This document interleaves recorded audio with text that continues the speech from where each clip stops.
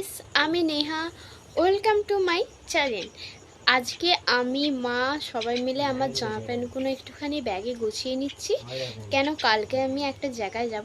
আমার জামাগুলো নেওয়া হয়ে গেছে, আবার যখন কালকে আমরা বেরোবো তখন আবার দেখা হচ্ছে।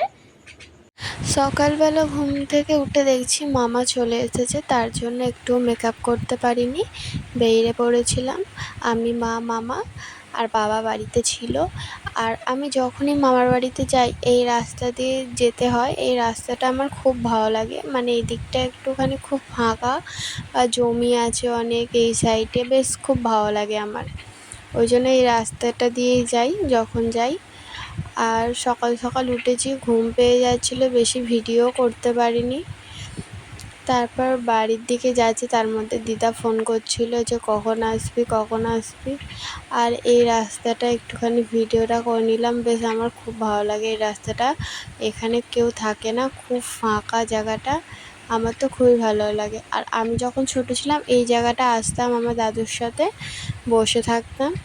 আর এত হাওয়া দিচ্ছিল মানে ভিডিও করাই যাচ্ছিল না। আর তার মধ্যে আমার মামা বলছে ফোনটা পড়ে যাবে। ওই জন্য আমি আর ভিডিও করতে পারিনি, একটুখানি করেছি। তারপর মামার বাড়িতে এসে শরীরটা এত ক্লান্ত হয়ে গেছিলো বলে ভিডিও করতে পারিনি। তার মধ্যে দিদা বললো চ একটুখানি পুজোর কাছে যাব, তার জন্য একটুখানি রেডি হয়ে নিচ্ছিলাম। তোমরা বলবে আমাকে কেমন লাগছে। মামার বাড়িতে এসে ড্রেসটাও চেঞ্জ করে নিয়েছি, হালকা পাতলা একটুখানি মেকআপ করেছি, তোমরা দেখতে থাকো, ভালো লাগবে। এই দেখো গাইস, এটা আমার দিদা। আমাদের এখানে লোকনাথ বাবার পুজো আছে, তাই আমরা বেরিয়েছি। এখন দেখাচ্ছি তোমাদের ব্যাগে ক্যামেরা করে। 2 বছর পর আদিবাসী নাচ করলো।